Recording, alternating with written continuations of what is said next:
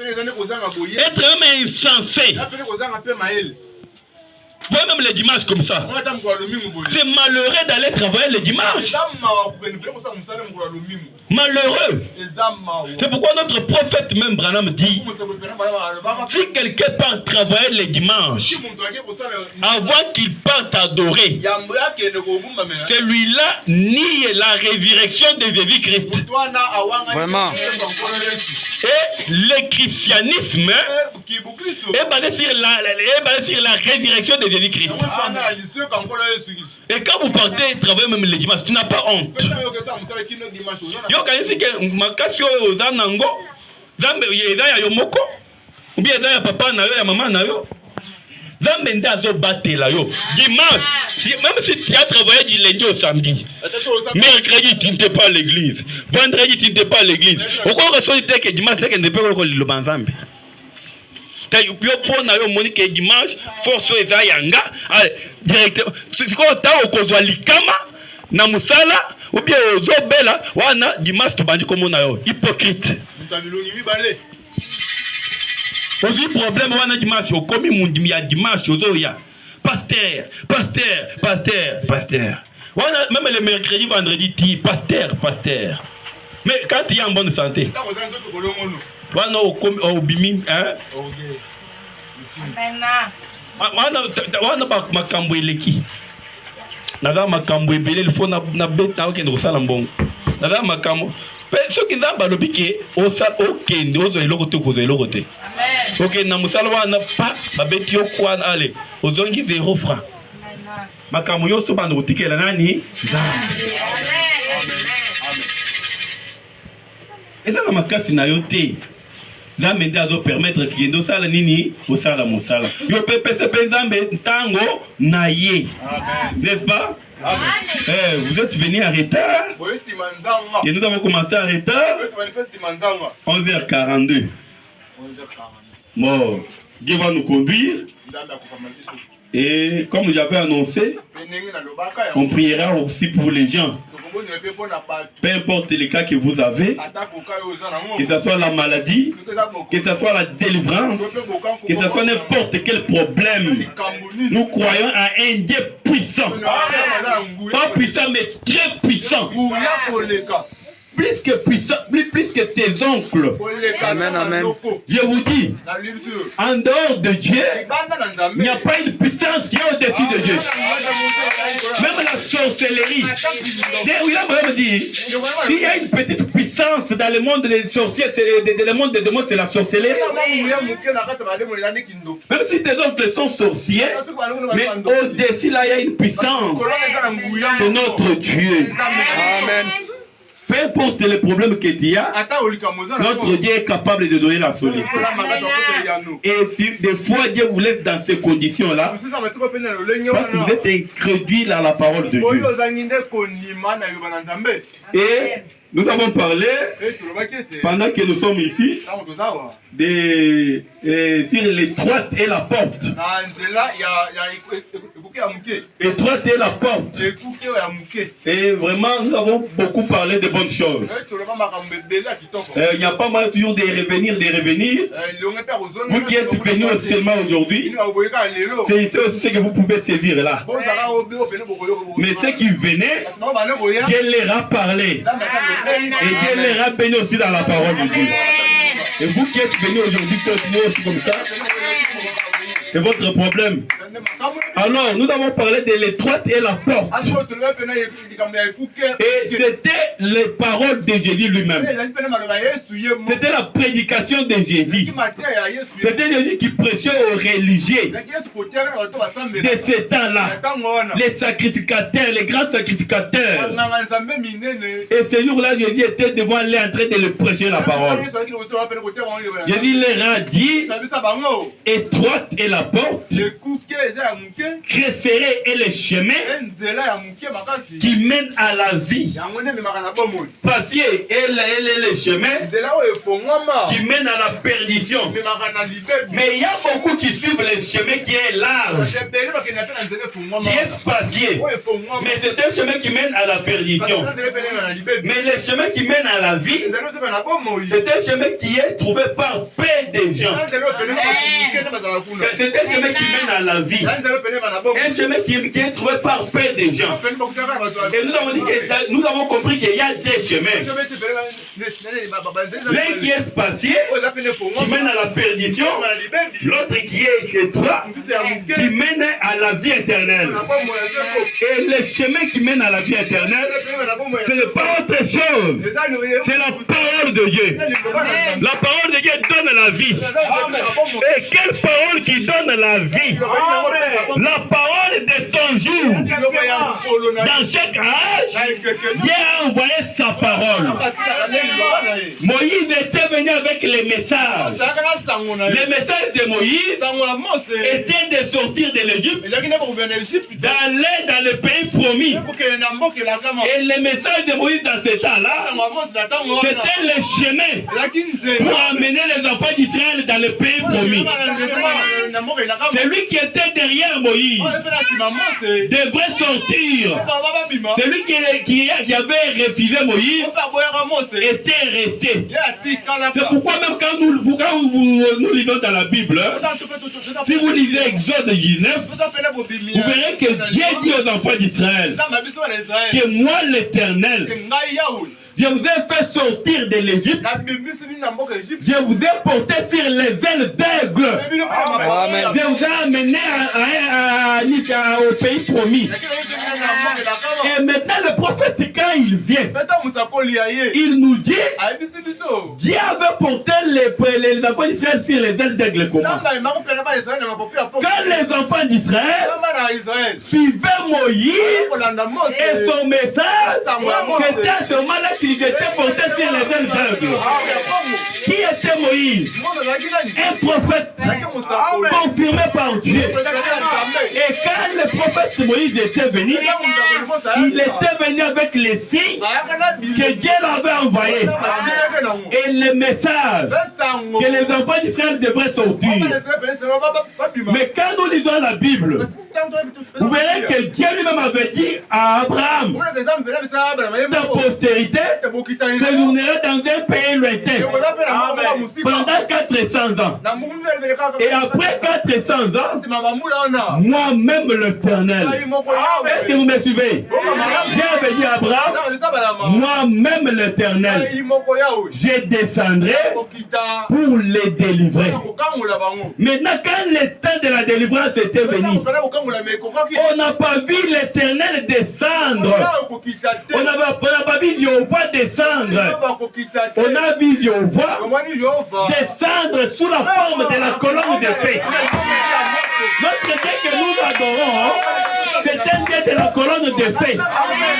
C'est pourquoi aujourd'hui, vous ne comprenez pas peut-être l'importance de cette photo. Si aujourd'hui nous plaçons cette photo derrière les chairs, si nous voyons, vous voyez cette photo dans vos maisons, dans les maisons de ceux qui croient, ce n'est pas à cause de cet homme ici. Ce qui est au-dessus de lui là, c'est la colonne de paix. Et la colonne de paix, c'est qui? C'est Dieu lui-même. Amen. La colonne de feu, c'est le premier corps que Dieu lui-même avait formé, créé. Parce que quand la Bible dit, alléluia, nous sommes errés parce que nous avons reçu les prophètes. Et nous comprenons très bien la Bible parce que nous avons reçu les prophètes. La Bible dit, au commencement, et dès le commencement, Dieu était fort, la terre était informe vide. L'esprit de Dieu se mouvait au-dessus de Dieu, au-dessus des eaux. Maintenant, quand le prophète dit, il dit, au commencement, il n'y avait pas de Dieu. Est-ce que vous comprenez? Le mot Dieu signifie l'objet d'adoration. Ce qu'on adore. Mais au commencement, il n'y avait ni ange ni quoi que ce soit. Alors qui devrait l'adorer? Il n'était pas Dieu. Au commencement, il était qui? Il était le grand Elohim. C'est lui qui existe par lui-même.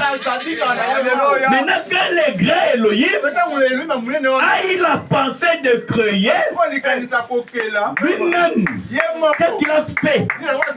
Les choses que je suis en train de vous parler ici, vous ne l'écouterez pas ailleurs. Et là où vous êtes venus, vous ne les avez jamais aussi écoutés. Au commencement était Dieu. Mais Dieu c'était l'objet d'adoration. Qui l'adorait? Il y avait personne pour l'adorer. Au commencement était Elohim. C'est lui qui existe par lui-même. Le grand esprit. Alors, le grand esprit là, quand il a voulu créer maintenant le monde, il a formé un corps, le corps que nous appelons le corps théophanique. Et c'est ce corps ici, la colonne de feu, le logos. C'est ça. Le premier corps que Dieu a formé. Et quand Dieu a formé ce corps, lui-même, le grand esprit là, le prophète dit, il s'est confiné. Il est entré dans ce corps. La colonne de feu. Il a commencé maintenant à crier. Est-ce que vous comprenez ce mystère-là? Dieu s'est confiné. Il est devenu qui? Il est devenu la colonne de feu. Il a commencé à créer sous cette forme ici.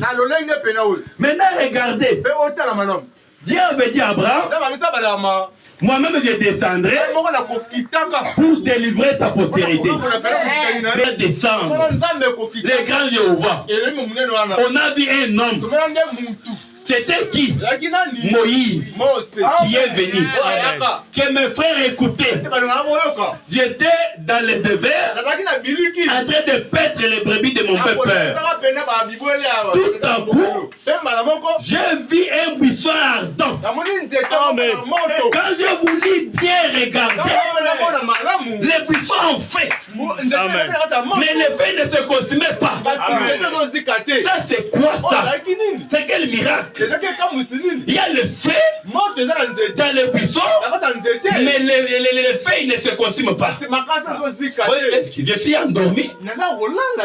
Il s'est découvert un peu le visage. Non! Ça c'est quoi ça? Je vais d'abord m'approcher. Là on m'a marqué les pas. Il marque les pas. La colonne de feu parle. La voix est sortie du buisson ardent. Moïse, ôte les souliers de tes pieds. Car les liens sur lesquels tu te tiens, c'était lié. Amen. Amen. Oh. Moi, j'ai écouté les cris de mes enfants d'Israël en Égypte. Dieu sous forme de feu. J'ai écouté les cris de mes enfants d'Israël. Maintenant, je suis descendu pour les délivrer. Amen. Vous comprenez? Alors, Moïse dit, pose maintenant la question. Toi, tu es descendu. Oui, je suis descendu. Maintenant, Moïse, je t'envoie. Mais toi, tu as dit que tu es descendu. Il faut que tu ailles délivrer. Maintenant, tu dis que Moïse, je t'envoie. Nzambe atinda kaka moto.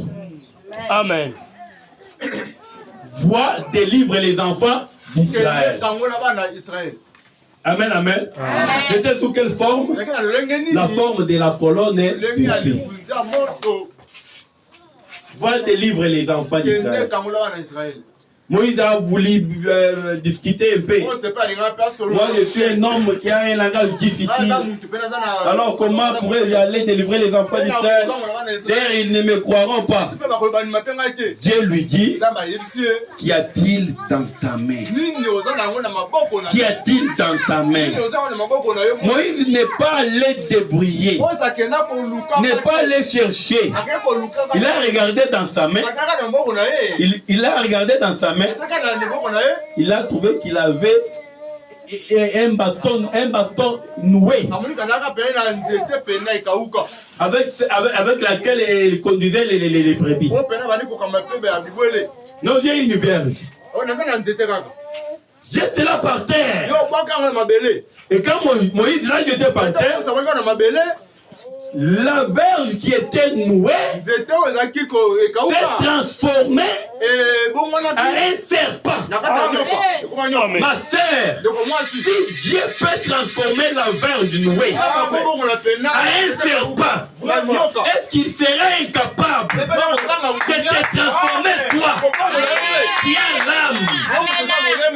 Je ne crois pas. Peu importe les conditions que tu te retrouves, peu importe ce que tu es, notre Dieu est capable de te transformer. C'est pourquoi le premier miracle que nous avons besoin ici, c'est pas qu'on te dise ta vie. C'est pas qu'on te parle la langue. C'est pas qu'on te dise que tu vas aller en Europe. Le premier miracle que nous avons besoin, c'est ton changement. Dans le miracle, nous avons besoin que tu sois toi-même un miracle. Que tu deviennes faire miracle dans les quartiers. Tu deviennes faire miracle dans ta famille. On commence, c'est un miracle. Une église des miracles. Et le premier miracle, c'est le changement des gens. Amen. Le premier miracle, ce n'est pas... Le premier miracle, c'est toi-même. La vierge qui était nouée transformée en un serpent. Moïse regarde. Il veut fuir. Ne fuis pas. Viens ici. Tiens-la par la queue. Et qu'il tient les serpents par la queue, les serpents se transforment encore en une verge. Dieu lui dit, va. Et avant d'aller, mets ta main dans ton sein. Il prend sa main, il met dans son sein. Il enlève ça. Il y avait des lèpres. Un signe de ses péchés. Et Dieu lui dit, remets ça. Il remet sa main et sa main était encore pire. C'était encore un signe. William Abraham dit, c'était le signe de sa délivrance, de ses péchés. Quand nous venons ici pour écouter la parole de Dieu, et le travail que nous faisons, c'est le travail de délivrance de vos âmes. Amen. Avant que Moïse aille délivrer d'abord les gens, lui-même devrait être délivré. Voilà pourquoi nous avons des problèmes dans les églises. Amen. Un pasteur qui est lui-même est derrière les jupes courtes. Comment il peut changer la vie des autres? Lui ne peut pas changer, mais il doit prêcher la parole qui transforme, qui change. Amen. Comment il peut le faire?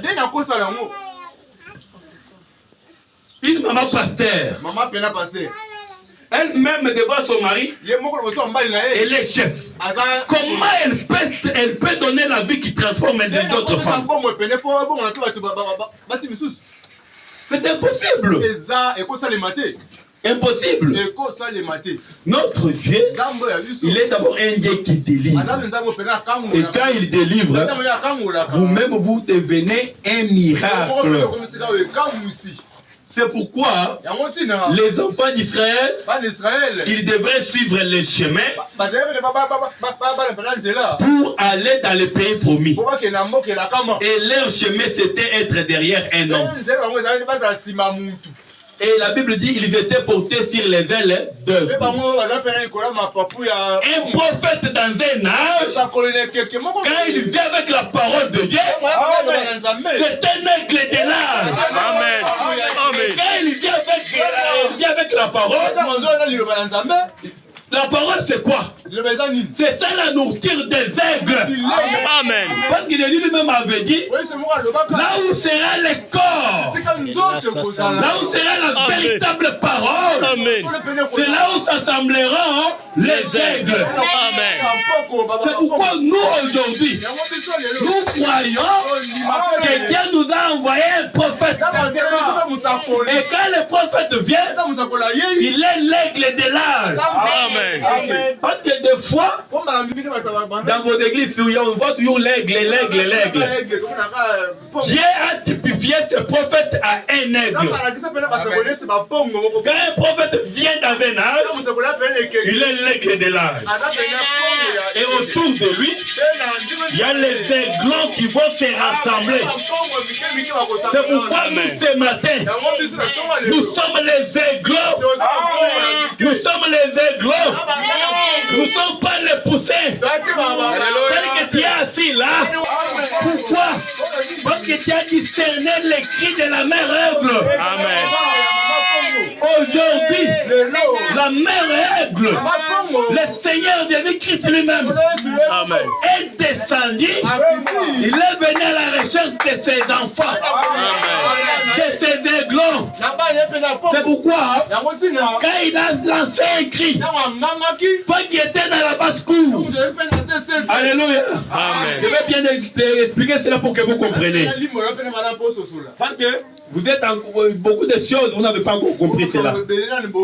William Branham parle d'un cultivateur qui avait ramassé des aigles. Voilà. Nous sommes à l'église, on ne parle pas. William Branham parle d'un cultivateur qui était parti au champ. Il avait ramassé des aigles. Des œufs plutôt. Et il avait ramassé une œuf. Alors il est allé avec ça. Il a placé dans le verre de la mère, de la poule. Et tous les œufs étaient éclos. Mais parmi les poussées, il y a eu un oiseau bizarre. C'était un aiglon. Et il était toujours derrière, il était toujours parmi les poussées. Il suivait toujours aussi les poules. Mais le langage de la maman poule, Voilà. elle ne pouvait pas comprendre. Amen. Elle ne discernait pas cela. Ouais. Même si aujourd'hui, il y a les gens qui partent à l'église, mais là où ils partent, leur langage ne comprennent pas. Moi, je suis dans l'église, mais je suis convaincu que l'église est dans l'église. Tikana Kendeka, mais ma camboisa dans l'église, tu étais quelque part, hein, où toi tu ne comprenais rien. Mais maman, il y a Pongo, la mère aigle. Maman Pongo, un jour elle a regardé. Atali lik moko etikalaki mwana wana komi ko beta ma papa boy. Azo beta ma papa. Atali alobio. Atali ko penza balokotaki. Royo esi epasuka. Mwana onde azo beta ma papa. Mwana pe kozala zo salini azo beta ma papa. Amen. Awa ngana ke ko lukaye. Amen. Amen. Soki oyawa eza mutu aluki yo to nzambe nda asalini aluki. Amen. L'homme ne peut pas chercher Dieu. Mais c'est Dieu qui cherche l'homme. Regardez au commencement. Quand Adam et Ève étaient tombés dans le péché, un Qu'est-ce qu'ils ont cherché Dieu? On voulait aller chercher Dieu. Qu'est-ce qu'ils avaient fait? Ils sont encore loin de, loin de Dieu. Ils se sont encore allés cacher. Quand ils ont entendu la voix de Dieu, ils sont allés se cacher derrière les arbres. Et Dieu n'a pas dit, moi je les attends jusqu'à ce qu'ils viennent ici. Notre Dieu est un Dieu miséricordieux. Amen. Il est descendu encore. Il a commencé à chercher. Adam, où est-il? Il parcourait les jardins d'Éden. Il parcourait l'Éden. Adam a dit, nous sommes ici. Nous avons entendu ta voix et nous sommes venus nous cacher parce que nous sommes nus. C'est Dieu qui cherche et non toi tu peux chercher. Et quand Dieu vient te chercher, il ne peut pas tenir compte de tes conditions.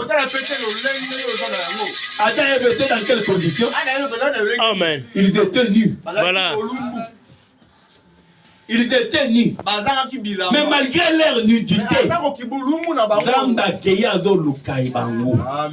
yo pe malgré condition na yo nini osala bakisi ozwa basi ya bato bamibali ya bato nini baavortement yo okoluka nzambe te nzambe nde ayekosala nini koluka yo.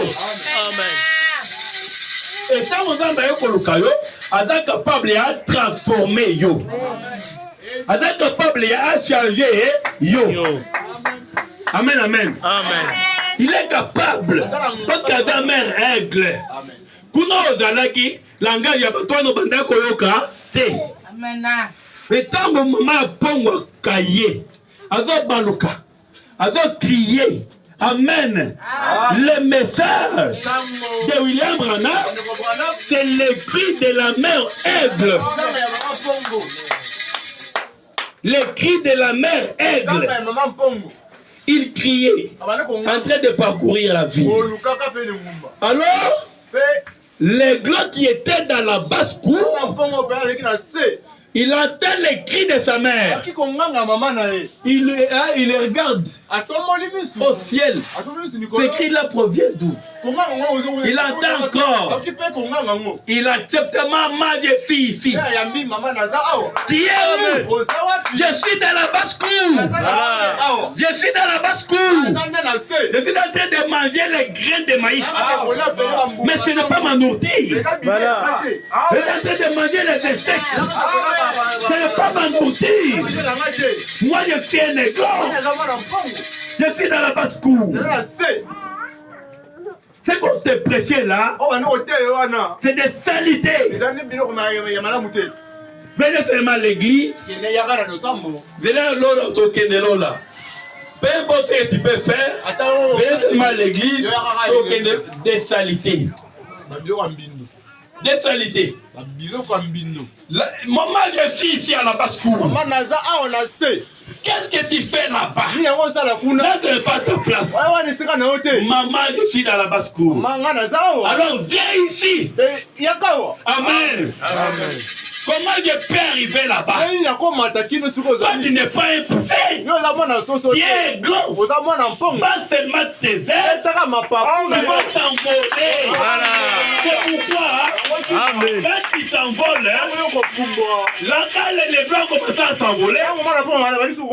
Les poussins commencent à regarder. Comment les blancs sont en train de s'envoler. Et il est en train de s'envoler. Amen. Il y a salité. Il y a maman pasteur à côté. Amen. Il y a ça là makambo sur kendelola te. Zela lola eza zela ya bapongo. Amen. Bapongo ba la parole de Dieu. C'est pourquoi le but de ce message, comme nous avons parlé le vendredi, pour ceux qui étaient là, nous avons reçu un message qui nous donne les salis, qui nous donne aussi les tickets pour aller au ciel. Et le but de ce message, c'est pour aller au ciel. Amen. Et pour aller au ciel, nous ne pouvons pas présenter ce message avec facilité. Dans l'invention des États-Unis, la prédication de William Branham, l'invention des États-Unis, William Branham dit, Qu'est-ce qu'il dit? Aujourd'hui, Voilà. ce sont les prédicateurs Amen. qui présentent la chose avec la facilité. Vérité. Les choses avec facilité. Il avait présenté la chose comme ça. Et Amen. Dieu n'a pas dit à William Branham, toi tu as choisi un chemin facile. Non, Dieu avait dit à William Branham, comme tu as choisi un chemin difficile. Amen. Et tu l'as choisi de ton propre choix. C'est mon chemin. Et comme tu l'as fait, une portion du ciel t'attend. Amen. Un chemin difficile. Et quand Branham m'a montré à Tony Isabelle, parce que Tony Isabelle cherchait le chemin pour aller au ciel, il a trouvé un pasteur. Un pasteur lui a dit, va voir l'homme qui est là. Il part là-bas. Il trouve encore un autre pasteur. Il lui dit, va voir l'homme qui est là vêtu de blanc. Et le diacre Tony Isabelle l'a grimpé la colline. Quand il est arrivé vers l'homme qu'on l'indiquait, c'était le prophète Branham. Et il a l'a trouvé. Je cherche le chemin pour aller au ciel. Tony Isabelle dit, William Branham l'a tenu en main. Il a commencé à marcher avec lui. Il lui a dit, là où moi je mets les pas, toi aussi mets les pas. Il a fait avec lui quelques pas. Après il lui a dit, voici les pas ensanglantés, les traces ensanglantées, puis aussi tes traces là. Amen. Branham, comment moi je peux marcher seul? Voilà. Tu dois y marcher seul. Moi, Branham, j'ai suivi les traces ensanglantées de Lévi. Toi aussi, tu vas faire chemin seul. Amen. Zela ya lolo batambola na moto, kaka yo moko. Amen. Na mobali na yo pété, kaka yo moko. Na mwasi na yo pété, kaka yo moko. Amen, amen, amen. Le salut est individuel. Le salut est individuel. C'est pourquoi nous avons dit que pour aller dans ce chemin, ce n'est pas facile. Et dans Zéla ma casse, le banzambe est dans la pété. Parce que le banzambe est dans la caca opposé à makambo ya mokili. Hein? Makambo biso todo te yawa. Pona batu ya mokili et dans makambo batu ya mabo ya mabom. Ils ont d'abord la Bible. C'est ce qu'il dit Corinthiens. C'est ce que Paul dit dans Corinthiens. Corinthiens chapitre 2. 1 Corinthiens chapitre 2. Suivez s'il vous plaît, ne dormez pas. 1 Corinthiens chapitre 2 verset 12. Or nous n'avons pas reçu l'esprit du monde, mais l'esprit qui vient de Dieu. Amen. Amen. Est-ce que ceux qui ont mis molimo yuti nzambe eko li makambo amokili? Non. Mais l'esprit qui vient de Dieu, afin que nous connaissions les choses que Dieu nous a données par la grâce.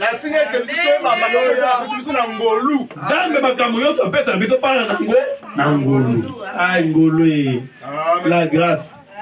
Les salis, c'est par quoi? La grâce. La guérison ce matin, c'est par quoi? Par la grâce. Amen. La vie sainte, c'est par quoi? Les bénédictions, c'est par quoi? Amen. Amen. La délivrance, Amen. c'est par quoi? Par la grâce. Tout, Voilà. c'est quoi? La grâce. Amen. Tout est par la grâce. Yo commande que attendez aux alcool. Kolala, kolamuka. Par quoi? La grâce. Amen. Est-ce qu'il y a des temps où il y a tout par la grâce. Tout par la grâce. Tout par la grâce. Le salut par la grâce. La délivrance par la grâce. La bénédiction par la grâce. La délivrance par la grâce. La guérison même par la grâce. Tout par la grâce. Un grand apôtre de la Bible qui avait croisé Dieu sous la forme de la colonne de feu. Paul avait croisé Dieu sous la forme de la colonne de feu. C'est pourquoi notre Dieu que nous adorons, les voix de l'Ancien Testament, c'est le Seigneur Jésus-Christ dans le Nouveau Testament. Il avait croisé Moïse sous quelle forme? Sous la forme de la colonne de feu. Et le même qui était venu sous la forme de la colonne de feu, il avait pris un corps de chair, l'a racheté, il a payé le prix. Et après, il a dit, je suis venu du Père et maintenant je rentre au Père. Amen. Alléluia. Amen. Le mystère que beaucoup de gens ne comprennent pas. Très profond. Amen. Le Père, c'était quoi? C'était la colonne de feu. Amen. Il avait pris maintenant un corps. Dans ce corps, il était le Fils. Il a dit, comme je suis venu du Père, je rentre maintenant au Père. Et après avoir rentré, un jour, Paul qui a écrit aux Corinthiens, un jour en train de partir sur le chemin, paf, il regarde devant lui une lumière qui le terrasse par terre. Paul, Saul, pourquoi me persécuter? Je suis qui? Je suis Jésus que tu persécutes. Est-ce que vous comprenez? L'homme qui avait croisé Dieu sous la forme de la colonne de feu, il dit, enfin que nous connaissions les choses que Dieu nous a données par la grâce. Écoutez. Et nous en parlons.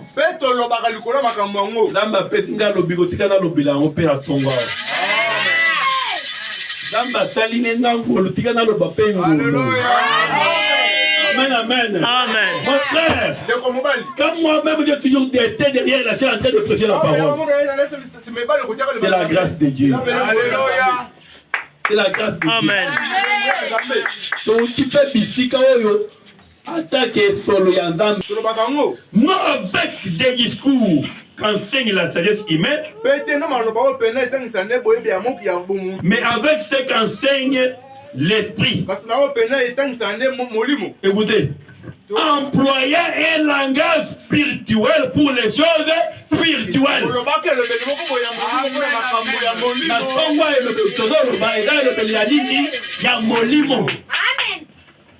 Et le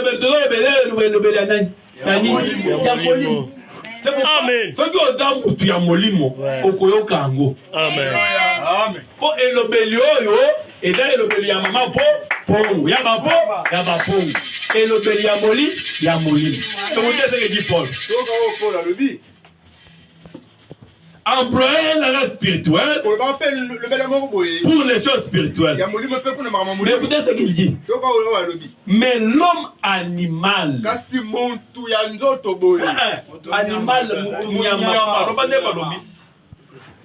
c'est-à-dire, boyoke eza na mutu ya molimo na mutu nani nyama. Ata là tu veste il y a $500. Petite cravate nyama. Akeye na bar abimi omoni papa ya 60 ans abimi na mwana 20 ans. Amen. Nyama. Voilà. Mais la veste il y a $500 hein. Peut-être il y a $1000. Alors que nous abimi na mwana 20 ans 25 ans. Akeye na bar bavani na ye fali to beta bango mutu nyama. La Biblia. Amen. Mibale. Da mutu ya molimo na mutu nyama. Motu nyama. Mwasi nyama.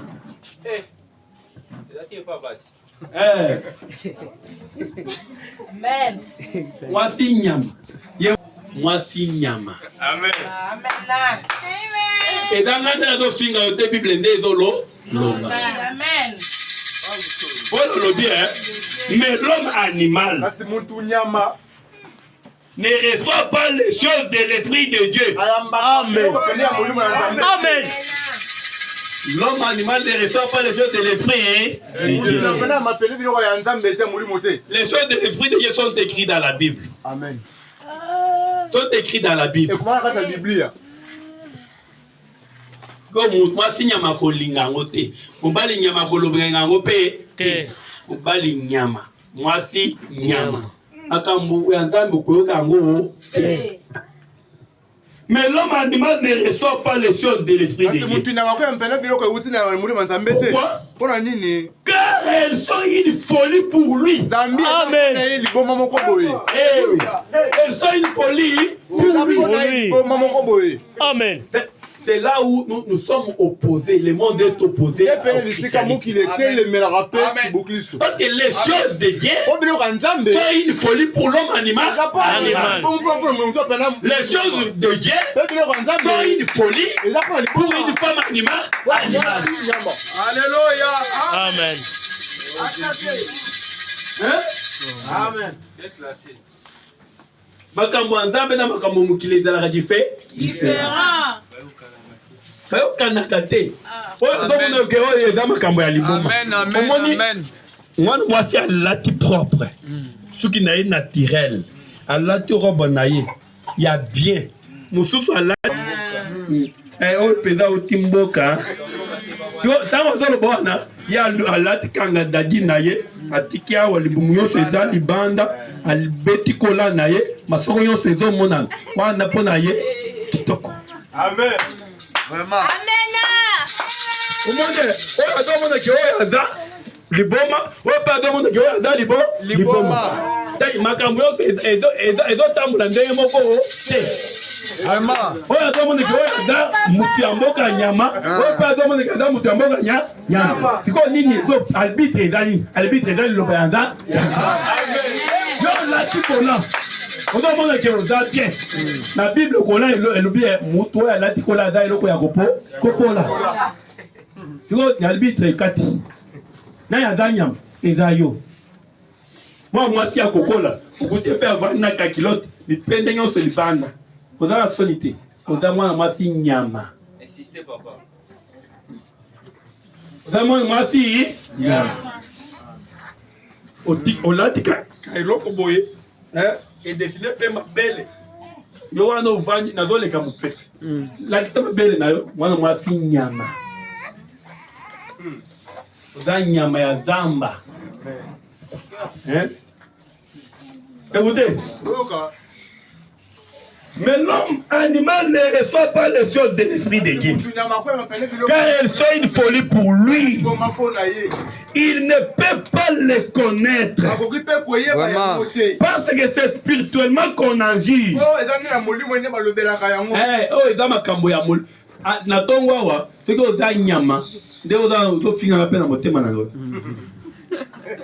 Finganga ikamote.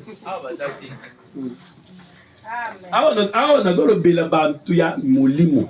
Mutu ya molimo ero alobi oyo nzambe. Finganga nzambe. Mais soki mpe ozambo bali nyama. Ozambo ati nyama. Kamisi ozofinganga te. Vraiment. Wana makamini azolobango. Wana liloba nzambe. Vraiment. Mais awa ezali loba oyo nazotanga ezali livre biographie. Eza livre ya koko nanga. Eza ya nzambe. Koko nanga pe akufi mutu nyama. Oyo eza liloba ya nzambe. Amen.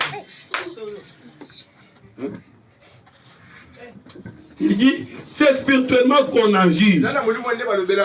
L'homme spirituel. Oyoke, bato combien? Ibale. Mutu nyama. Na mutu, papa. Le l'homme moni mwasi pe, alatika newans. Mobali pe. Mutu azo lungwe pa na ye. Na 5 heures. Vers 7 heures, 8 heures. Combien wana de là? On met la terre. Olea pao. Mutu nyama.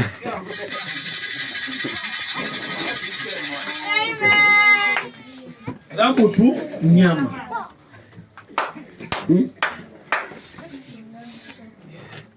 L'homme spirituel au contraire. Juge de tout. Et il n'est lui-même jugé par personne. Amen.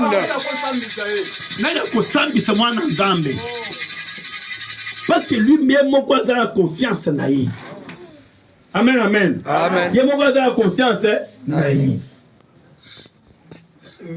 Et dans les makambo opposé.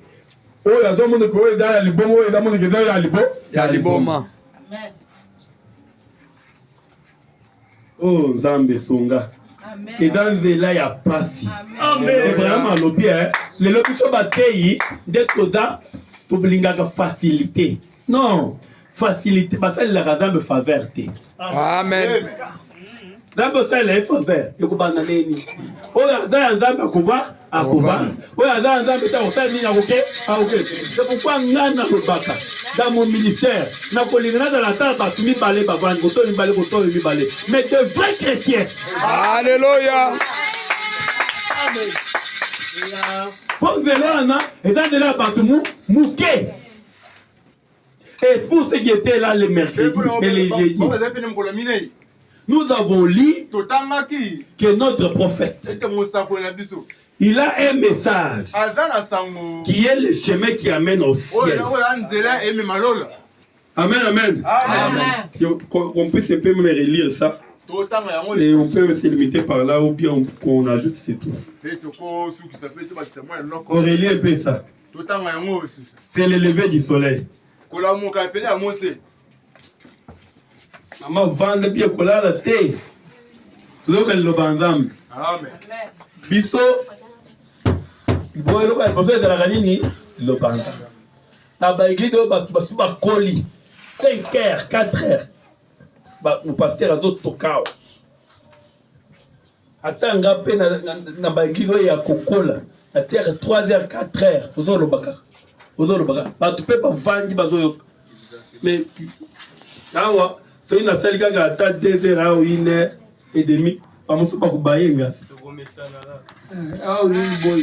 Depuis ton vandi, ayi ba pas mesani na ba église ba ndako kende. Chorale chéribé, chorale eliki. Ba mwana ba telemi. Chorale X eliki. Chorale eliki ata 5. Pasteur aleki awa 20 minutes. Alléluia. Oh. Allez. Offrande. Oh, offrande à évêque. Oh, offrande à boy. Oh, offrande à boy. Mais nous sommes au monde paye. Bateau pèse 10 000. 15 000. Oh, ma miséricorde. Avant de lire, avant d'attendre, non. Avant d'attendre, nous avons l'autre temps qui m'a dit, écoutez ce que le prophète dit. Le lot, depuis tout est, quand nous sommes dit que nous avons été na kanda, ils ont candidaté. Tout le monde m'a dit. Hein?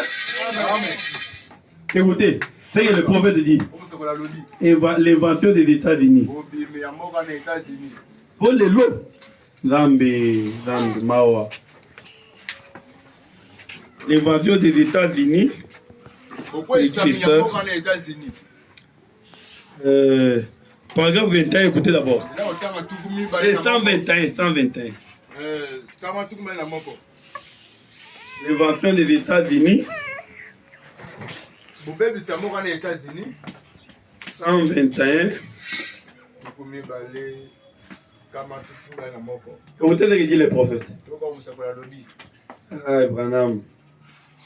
C'est un prophète.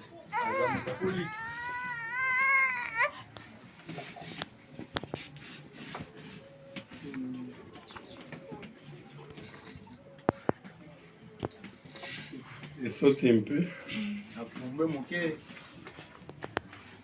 Il dit. Bon, je commence seulement à 121 là. C'est très important aussi. Mais il y a quelques semaines, c'est bien dans votre belle ville de Louisville, Kentucky, que j'étais, n'est-ce pas? J'en ai eu le cœur brisé. Ils étaient tous assis là. Ils voulaient voir les miracles de Dieu. Les lobes qui dans la baguette, il faut pas montrer miracle. Maman, miracle, il faut que miracle, il faut que yo. Amen. Amen. Vraiment, il faut pas ça nini, pas montrer miracle. Ngande na zaboy. Ndena likarpe na banzela wana hotel misanga ke na prophète. Bon, ata o ebisinga comme na yo Joël, boye boye. Moi na yo boye. Ata o lobi. Na komona pe lokola mutu te. Les lois bato ke na la baïs papa mona nini miracle. Des diables les lois côté na ba église. Akomi ko sakola. Papa prophète. Prophète. Ba musu bazo le kati na radio bandoki. Vraiment, les esprits séducteurs. Pour et le lot, au moins peut-être,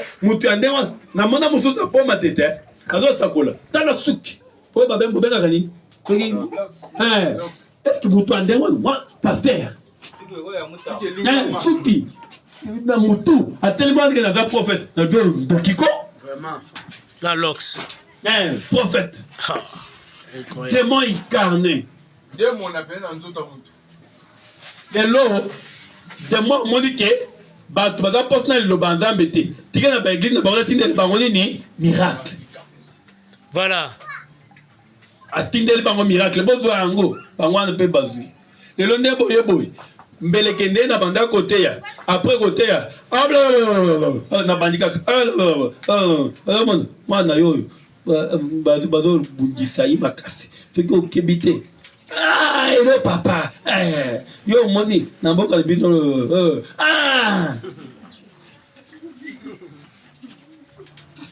Vraiment zo lo ke batu bayaki, bazo lo kanini miracle. Il voulait voir les miracles de Dieu. Mais dès qu'on prêche l'évangile, leur mesure est comble à un instant. C'est-à-dire, quand on a mis au bandu côté, balembi, pongi, babaye. Leur mesure est comble à un instant. Ils tournent les dos. Ils sortent du bâtiment. Papa, au milieu ma casse. Moi, vous tenez à deux points, même il se mène. Moi, vous tenez à deux points, ça, mais avec l'église, il y a miracle. Mais ceux qui prophètent à télé, à deux sacola. On a football, mais il y a rapé. Mais c'est plus que ça.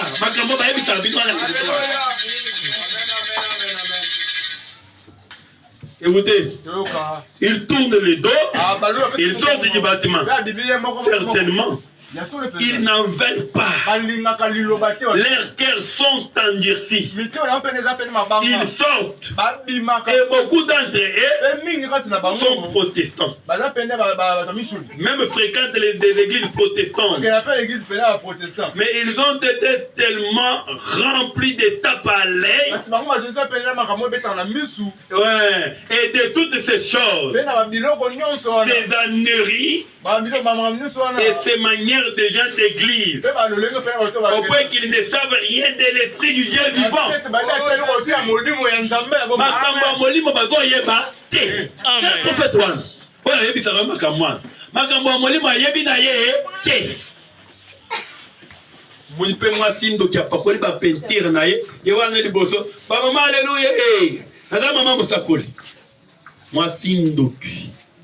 Animal. Amen. Au point qu'ils ne savent rien de l'esprit du Dieu vivant. Et il y a l'apparence de la piété. Et il y a ce qui en fait la force. Quel jour que celui où nous vivons. Regardez bien la tournure que prennent les choses. Écoutez, je saute. 123. Il a dit. Bon, 124. Comment pouvez-vous, Abraham me pose la question, comment pouvez-vous rester silencieux? Si vous êtes un homme de Dieu, c'est vrai, Jésus est en train de lire. Comment pouvez-vous rester silencieux? Si vous êtes un homme de Dieu ou une femme de Dieu, et que vous savez que vous voyez le péché et tout qui s'accumule et qui pèse lourd, totika le silencieux ndenge nini lelo basi bazotambola mutakala. O Bible place dans la Bible na moni ke na okode pete pota ezate to vraiment zo ce ko za moi mutu ya nzambe moi si ya nzambe okotika le silencieux okotika ozoloba te ndenge nini lelo de moi ezotambola na kati ya basi les démons, Abraham dit, les captions de l'enfer a sauté. Voilà. Tous les esprits qui étaient en enfer, comme nous sommes au temps de l'enfer, tous ces esprits-là sont sortis. Amen. Et quand ils sont sortis, ces esprits-là sont où? Ils se sont incarnés dans des filles et des hommes.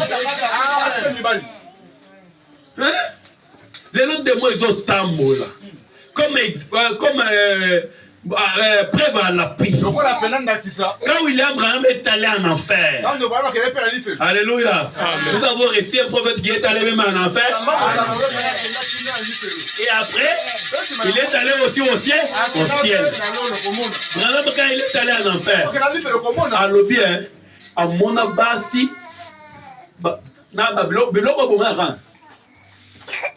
rouge à lèvres, après Patrick Boy, après Paul Boy, Petit, Babi, Balati, Bamanzako, après Bayo, Mesh, Batietiawa, qui n'a mon combo. Bravo, que ça commence bloquer en enfer, l'enfer. Et là, bloquer en fer. Oui. Amen. Oui. Bravo, que ça commence en enfer. Aujourd'hui, les comme ça de l'enfer a sauté. Et tous les démons qui étaient en enfer, et bimi. Et là, les autres tambours dans mon kilard. Si vous êtes un homme de Dieu, une femme de Dieu, comment pouvez-vous rester silencieux? Hein? Quand vous voyez le péché et tout, qui s'accumule et qui pèse lourd, et tout les restes. Abraham dit, et que vous voyez des âmes humaines, voilà, qui s'en vont en enfer. Voilà.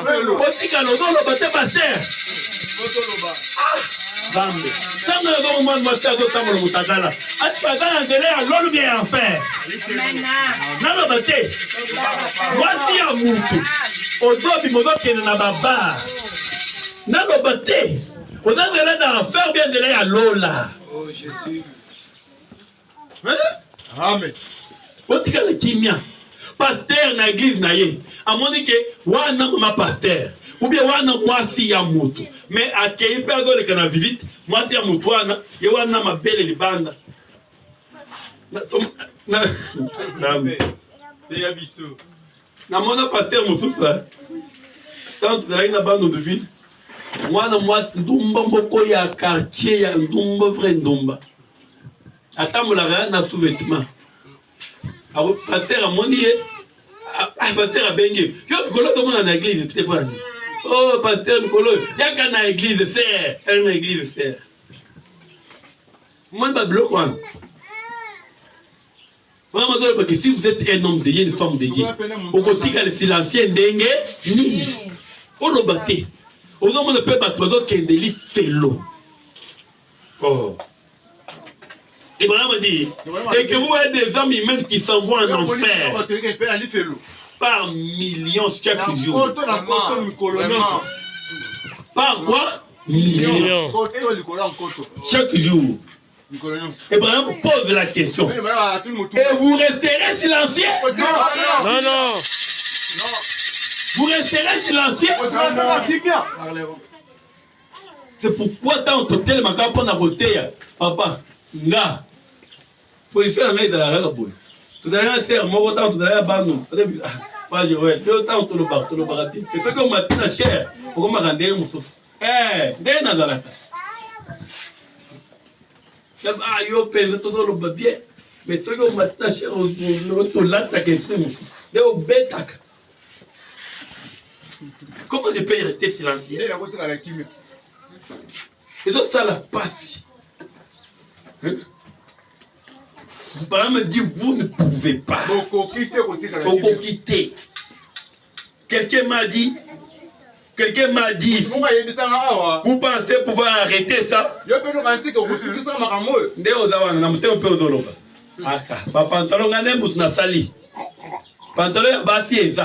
Pantalon ya basi ezate eza démon. D'abord pantalon ya ba ya basi. Amen. Yo est-ce que yo kosilisa ngo?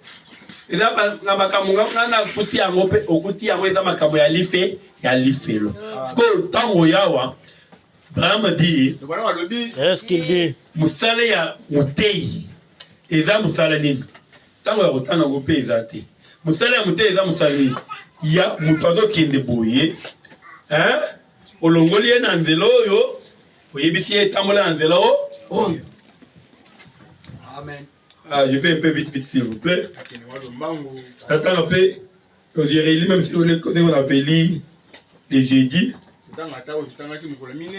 Et après on peut me clôturer par là. C'est le lever du soleil. C'est le lever du soleil. Paragraphe 132.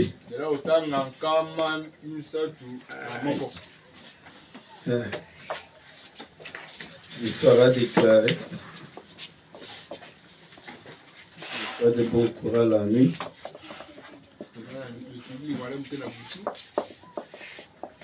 C'est le lever du soleil.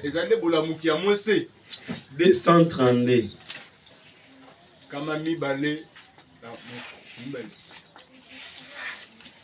Ok, 232. Écoutez. Et 233. Je me rappelle une fois, quand j'ai commencé à prêcher au début, il y a bien des années, de ça, nous habitions juste ici, sur la route, juste un peu plus haut. Je prêchais ici même à cette église. Maman a fait un rêve dans lequel je me tenais debout, ici. Près des 3 marches. Est-ce que vous me suivez? Maman doit faire les mis. On les met en terre. Tout trop bas. Hein? Écoutez. Vraiment lobby. Maman n'a pas fait la ndoto. Oya mona ibrana ma telemi. Pembeni na. Vitambo le misa. Écoutez, près de 3 marches. Et j'étais là, à prêcher à tout le monde. Vraiment, le prophète est un monde mobile. Qu'il devait monter ces 3 marches. Hein? Avant qu'ils arrivent sur le chemin. Moutunyonso, Adala na mbongo, Adala na mubola, Adala zona bilamba, Adala ndenini. Avant comme un anzela, il fallait qu'ils devaient monter ces 3 marches avant qu'ils arrivent sur les chemins. Tu vois le grand. Et sur les chemins, il y avait un genre de petites lignes blanches nacrées qui allait directement jusqu'aux portes du ciel. Alléluia. Amen. Le message que nous avons reçu, c'est un message qui va nous amener jusqu'au ciel. Amen. C'est pour aller au ciel. Pas seulement la vie éternelle. Nous allons avoir la vie éternelle. Et en plus de cela, et nous allons partir où? Au ciel. C'est pourquoi il y a une différence entre une église et l'épouse. Bisous dans l'église. Biso toza mwasi ya libala est-ce qu'il est Kristo. Regardez mon autre yimaka. Appartient-il à l'épouse de Jésus notre Seigneur. Yo zane mwasi yankolo Yesu nkolo na biso. Hein? Nzembo temba kala. Na botani pe. Biso toza bakati ya église te. Biso toza mwasi ya liba ya libala. C'est pourquoi ata mariage et salami. Ba semeki tango to ba tango lile zokoma. Semeki bendana. Semeki bendana. Mobali na mwasi wapi? Na chambre. Amen, amen. Bato ba église mususu oyo baza ba église. Mais biso toza mwasi ya liba ya libala. Kuna ezalaka bato mibale. Alléluia. Mwasi na mobali. Biso toza mwasi ya libala tokokota na lola. Amen. Nde Abraham amonaki nzela oyo ba ezokende tina wapi na ekuke ya lola. Aux portes du ciel jusqu'à la porte de Pérel. Cette Pérel avait été étirée jusqu'en haut des marches. Abraham dit, n'est-ce pas précisément mon message? Place l'église et belé va pasteur tant tout banda l'église. Place va pasteur et belé va bébisa makambangoan. Abraham a lobby que wana sangonanga n'est-ce pas précisément mon message? Message d'Abraham Ezani, mon message aujourd'hui. Ezani, la justification, la sanctification, le baptême du Saint-Esprit. Les messages, c'est les trois marches. La justification, la sanctification, le baptême du Saint-Esprit, l'étape de la grâce. Hein? Amen. Mais le pasteur aura beaucoup le temps de parler sur ça. Les trois étapes de la grâce, la justification par la grâce. Oh, amen, amen. La sanctification par la grâce. Le baptême du Saint-Esprit par la grâce. Tout c'est par la grâce de Dieu. Nous sommes une église du message. Nous croyons à la justification. Amen. Par la grâce. À cause de ta foi, Dieu te justifie. Nous croyons à la sanctification, à l'ancienne mode, une église sainte, à l'ancienne mode. Ma frère na lulenge kala, naturel. Ma frère na lulenge kala. Amen. Les ba frère, batambolo ne balingi. Ba frère ba beta ba ni ngenge winner. Bongo ebele pedo ke na winner. Bongo yo to bato lia yo pamba. Amen. Ata o 8 millions eza ya lukuta. Pour ça na eloko te. Les jeux d'hasard sont du monde. Amen. Martelé. Les jeux d'hasard. C'est quoi les jeux d'hasard? Genge, winner. Paris foot, loto. Vous autres, Sonas, Sonas, le bien Sonas. Oui, bah, bêta, le papier, mais là, il a eu. Ce qui est permis, c'est du diable. Tant bon, on a au sommet, le monde, on a eu loco, ou bien, oh, winner. Bêta winner, bêta gang. Et surtout, ceux qui sont camarades, on a eu allié. Au lieu. Ah, man, les locs, les adorateurs. Les locs, les locs, Barcelone Real. Les locs, on a tombé à taille à combien? Non. 10 000 francs, ils ont il y a eu Pamba du monde. Le Kambongo, dans la Kupambola. Dans la hôtel au Pambola, on a Paris foot, hein? Nangengete na winner te. La PMI. T'as pas bilo quoi? Abraham a dit justification, sanctification, baptême du Saint-Esprit. Les lobes à pasteur ébélé, à Bandiga Boy, à Bandil Polo.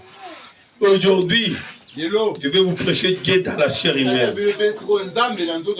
Aujourd'hui, Dieu est devenu énorme. Papa, toi d'autres, Dieu est devenu énorme. Pour toi d'autres, on a kilote. Hein? Pas me peut dire bamosusu baplante ota vote bango dans la chair humaine te nanu bango sanctification justification sanctification. Amen. Après on te bango baptême du Saint-Esprit makabra bazolo nzambe na biso atambolaka na baitapa na ye. Amen. Amen. Et puis, les gars, mbangu. Je vais vous prêcher l'enlèvement. Je vais vous prêcher l'adoption. Oh. Pardon,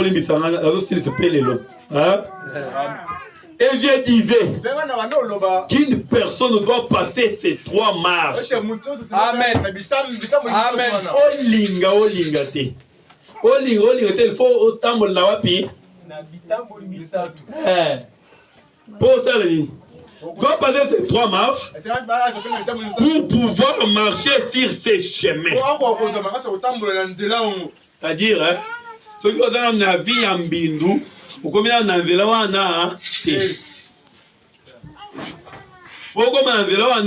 il faut la justifier. Il faut la vie à Boussa, il faut le baptême à Moussa. Écoutez maintenant. Pour la ligne, il faut insister Kotoyo. Ah, ma lobby, les autres qui ont le niveau à l'église, t'as la boye. T'as le côté à moi, il y a basse. Et pendant pas lobby, ceux qui ont le niveau, il y a moins bali. T'as la moissina. Moissina, amen. Mubali ngande, pas mibali wane zambe. Moissi ya mutu. Obi mena kola. Masoko libanda. Omo fait mobali ya vandi. Efféminé. Moissi mobali. Mobali moissi. Tu moi t'as d'autres temps le mutakala et donc mutoba izayo mobali. C'est ça. Pour d'autres ya moissi, il y a dans la droite dans d'autres moissi dans d'autres na yo. Amen. Amen. Tu moi c'est d'autres temps le mutakala mobali ndaza zoba. Au moins tu peux pas être dans ma scène nango les lois bibi kuluna. Zoba ya boso ezanga. Nga papa na ye zoba.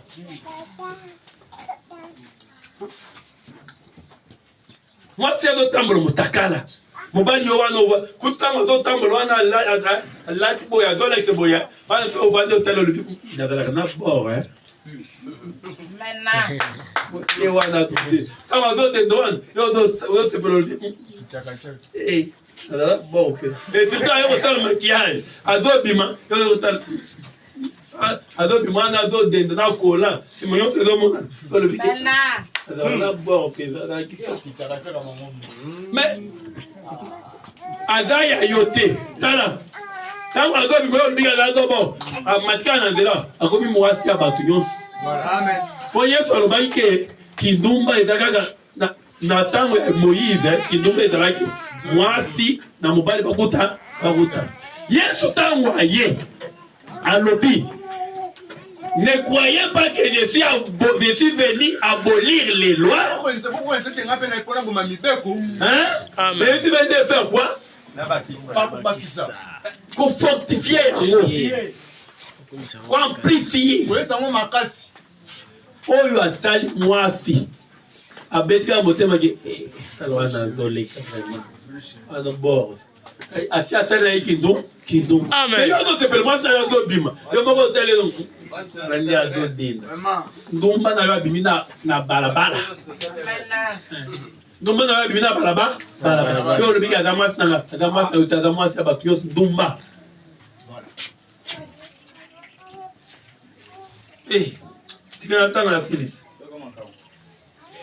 c'est pourquoi toi insistes à côté. Tant que vraiment teya, azo toka, il faut monter sur mata. Nini? Abia mata. N'habitant le pouvoir que n'envela. Vraiment azo teya azo toka. Tala mwasi moko. Il est venu. Voilà. Maintenant, vous savez quel genre de souliers les gens portaient il y a 35 ans. Une dame est venue. Elle portait une énorme paire de souliers semblables à ce qu'elle porte aujourd'hui. Mobile de Ayaki. Mwasi. Na ebandele azalaki nani? Mwasi. Yo monike makamona yo to ba kezamba lobike to ko lia nyonso wana o ya katikati a to goûter to lia. Moi mon va le faire lobike. Deo lobike la to sala. C'est pourquoi moi si à côté ya té. Amen. Pour atteindre le bosso et le to zawapi. Nyonso toza nango papa siliwa maladi eza pour moi katalagini. Amen. Elle portait une énorme paire de souliers semblables à ce qu'elle porte aujourd'hui. Souliers vraiment il est biso. Oh ya zolo ba makamona makasi eza makasi te makambo eza na zolo bedali lo baza ya nzambe. Eza vraiment ndialo alobi. Munoko ya nzambe. Le prophète c'est la bouche de Dieu. Azolo ba alobi ba souliers wana ezalaki ndenge à talon aiguille. Ba pene ba talon pene ya songe. Et elle est passée. Et j'ai dit, un instant faire, vous ne pouvez pas marcher sur ce chemin avec ça. C'est là où le tolobi est dans le amouké. Et dans la maboulou. Et dans la banzete. Et dans la biloko belé, ma plante à rapante. Oui, ça la boye. Et dans le amouké. Au Congo tambour na biloko yo. Amen. Yo commence. Amen. Écoutez, elle a dit.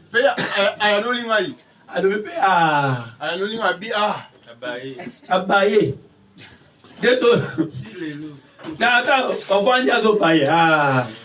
Elle a dit. Elle s'est tournée vers les autres femmes. Elle leur a dit. Hein? On peut côté. On peut côté. On peut côté. Ne le croyez pas.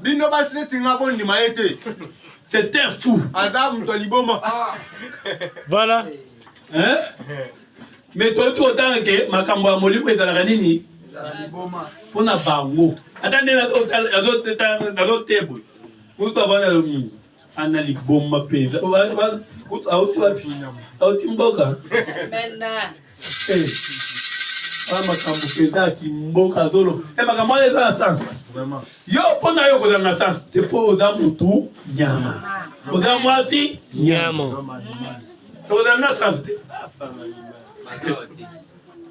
Et elle leur a dit, ne le croyez pas. C'est un fou. Ne le croyez pas. Voilà, me dit, moi je suis le bien. Je vais vous montrer que je peux être justifié, sanctifié, rempli du Saint-Esprit. Et quand même marcher comme ça. Et l'on est à Kokonayo. Tango Yesu akoya kokama tango Yesu akoya wana na kola kindo gite toko beta nindi La la la la wana kola azobina Amen. tango Yesu akoya na manzaka che manzaka komi lokola ya ndendo toko beta nindi la la ko Lole ya bino, ya famille na bino, ya koko na bango. Lole bino kokende. Lobi ozalaki na hotel. Lobi ozalaki na bar. Oyo okende na lola. Lobi ozalaki na jeu à Paris foot. Vraiment. Martelé. Vraiment. Écoutez. Et quand même, je peux être justifié, sanctifié et rempli du Saint-Esprit. Et quand même marcher comme ça. Le message n'est pas une saleté. Totanga qui mardi, le prophète dit, Le prophète dit, et la Bible dit, le voir. Sur ce chemin, aucun impie n'y passera. Amen. Pas de salité, pas de fille. C'est un chemin du roi. Nous sommes les enfants du roi. Amen. Écoutez, quand nos chemins à nous sont sales, toi tu peux t'imaginer les chemins qui mènent à la cité de Lyoya avec salité, qui mènent au palais de la nation avec ses salités. Mais le chemin, c'est un chemin du roi. Il y a salité. Mouton a la salité à côté de mon.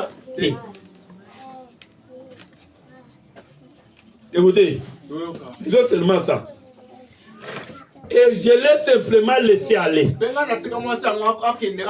ne pouvais rien faire de plus. Je ne pouvais pas l'arrêter. Rama dit, elle s'est précipitée sur le chemin.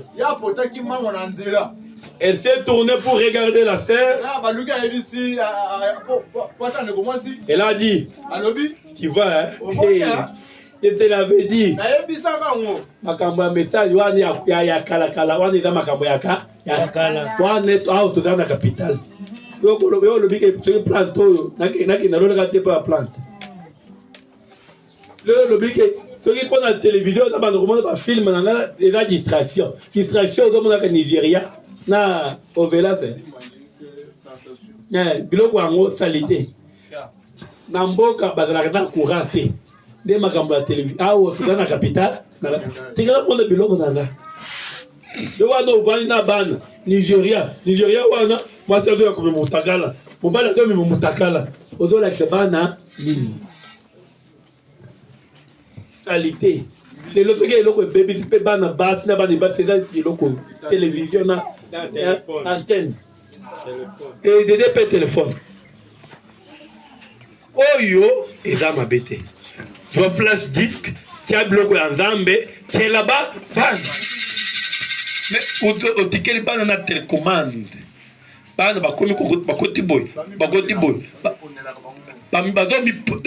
N'importe quoi. La télévision peut être téléphone, plus que la télévision. Téléphone, là, dans le bois, on est dans la vie. Dans le big prophète, là, dans le big qui prophète, dans la vie vivante. Ngana limité il y a pas dit ma babiloko. Dès qu'on condamne télévision, il y a qu'on condamner payango parce que c'est plus que la télévision. Moi si il y a dans côté na chambre na sia moustiquaire. Kobosa na pe kokanganda. Amazo tala na atalti ba pornographie, atali bolingo. Pa côté kuna azo tala et dans la boyen.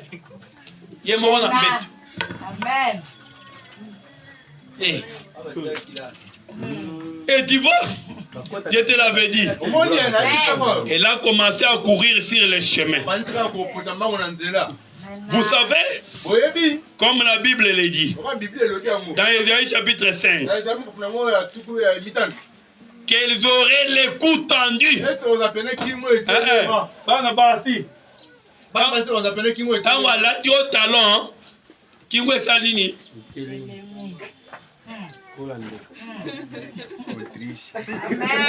Et surtout, si elle a dit plante, comme tu as.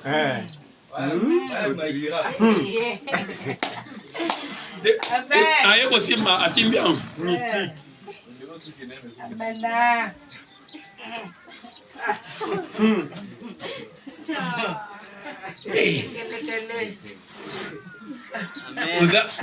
Yo moniko oza mutu Bible le bigo oza nyama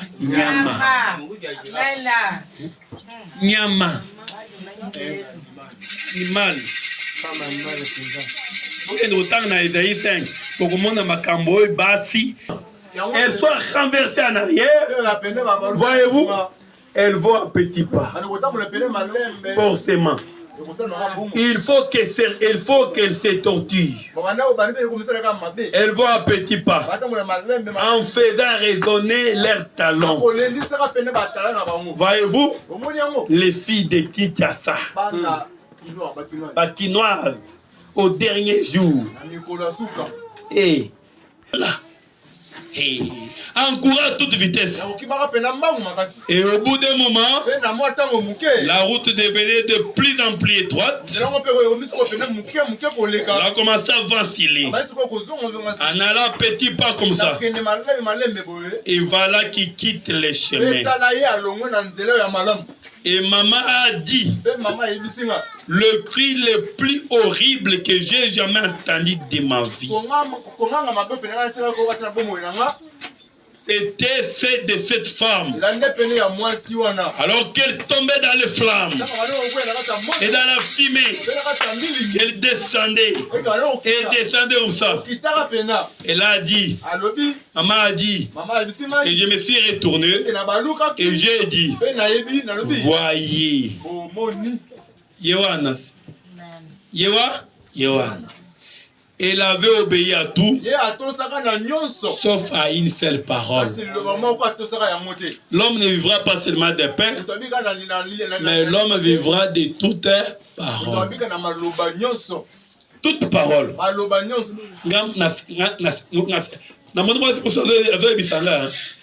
Hein?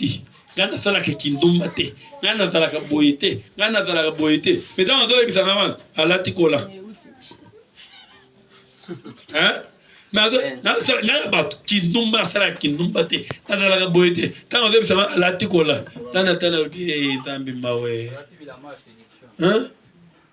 c'est-à-dire, l'homme ne vivra pas seulement de pain, mais l'homme vivra de toutes paroles. Mon frère, ma sœur,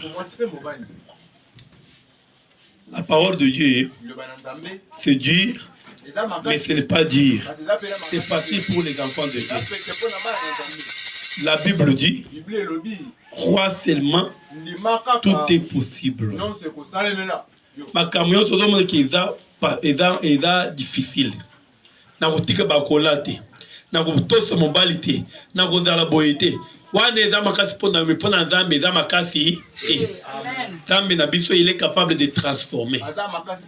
Nazana bakisi nanga, na kotika ngote. Non, venez avec ça, tout mango. Dieu est capable de te faire la grâce. Crois seulement, tout est possible. Et tout nous avons lu dans la Bible, les grands apôtres Paul, il dit que tout est par quoi? Par la grâce. Ce matin, va-t-il faire rien faire si ce n'est seulement de croire? Et si tu crois, tout est possible. La grâce est là. Tout est par la grâce. Même ta délivrance, c'est par la grâce. Ta guérison, c'est par la grâce. Les changements, c'est par la grâce. Ce qui est difficile là, c'est que toi tu ne peux pas laisser. C'est que toi tu vois que c'est difficile. C'est possible si tu crois par la grâce de Dieu. Tout est par la grâce. Peu importe le problème que tu as. Vraiment dit, même si c'est pour la guérison, la Bible dit, il a été blessé pour nos péchés. Pas il est blessé, mais il a été blessé. Et le châtiment qui nous donne la paix était tombé sur lui. Amen. Tu as besoin de la paix. Dieu va te le donner au nom de Jésus-Christ. Amen. Tu as besoin de la guérison. Dieu t'avait déjà guéri. Par mes meurtrissures, vous avez été guéris. Amen. Par ces meurtrissures. Et ces jours-là, au bois du calvaire, Jésus avait payé le prix. Pas seulement de ton âme, mais plus aussi de ton corps. Jésus a besoin que tu sois libre. Amen. Si tu es lié, Jésus est capable. Et de lier. Le nom de Jésus, qui avait ouvert les portes de la prison. Amen. Aujourd'hui, il est capable de le faire. Amen. La Bible dit, il est le même hier. Voilà. Aujourd'hui, Et éternellement. toujours. Amen. Amen. Jésus avait délivré. Il est là pour te délivrer. Amen. Dieu veut guérir les malades. Il va guérir les malades. Amen. Il avait béni. Il a encore les mêmes pour bénir. Hier, il avait pris une femme pécheresse. Il avait pris une femme pécheresse. Marie de Magdale. Une femme qui avait les démons en elle. Mais quand il avait croisé Jésus, il a été transformé. Il est capable de le faire pour toi. Amen. Si Jésus hier, il avait écouté la prière des démons. De l'homme qui était dans ce qu'on appelait les lions. Il est là pour écouter ta prière. Il est là pour te délivrer. Pourquoi? Parce que tu es le fils et la fille d'Abraham. Amen. Tu es privilégié. Amen. Dites à Dieu, Seigneur, c'est possible. J'aime mon changement. Je n'ai pas le péché. Je n'ai pas la mondalité. Je n'ai pas les gens d'hasard qui dominent ma vie. Seigneur, je n'ai pas la paix dans ma maison. Toi, tu es Jéhovah Shammah. C'est le Dieu qui donne la paix. Tu es Jéhovah Shalom. Tu es Jéhovah Rapha. Le Jéhovah qui guérit les malades. Tu es le Jéhovah Jireh. Qui est là pour pouvoir à mes besoins. Toi, tu connais mes besoins. Et y a-t-il à Dieu quelque chose qui est impossible? Lève-toi là où tu es. Lève-toi, lève-nous. Lève-nous. Et y a-t-il à Dieu quelque chose qui est impossible? Il n'y en a pas. Il n'y en a pas. Y a-t-il un Dieu? Quel est impossible? Quel est ton problème? Regardez dans la Bible. Tu verras que ton problème, là, Dieu avait donné la solution. Mais le problème, c'est quoi? Crois seulement. Tout est possible. Même pour les changements. Dites à Dieu, j'ai besoin d'être changé. J'ai besoin d'être un miracle. Que ce soit un miracle dans ma famille. Que ce soit un miracle dans les quartiers. Que ce soit un miracle devant mon mari. Que ce soit un miracle devant ma femme. Moi, je suis une jeune fille. Je veux être un miracle devant Dieu. Tout est possible. Si tu peux croire, peu importe ton problème que tu as, notre Dieu, il est capable. Il est capable. Le mari capable. Le Jéhovah Jireh. Le Jéhovah Rapha. Le Jéhovah Nissi. Le Jéhovah Shalom. El Elyon. Les grands conquérants. Les dieux puissants dans les combats. Les dieux qui abolit les barrières, les dieux qui changent les malédictions en bénédiction. Il est capable. Qui peut se toucher si tu es dans la main de Dieu? Est-ce que tu peux croire seulement? Croire seulement. On peut nous entendre ça. Et nous allons chanter. Croire seulement.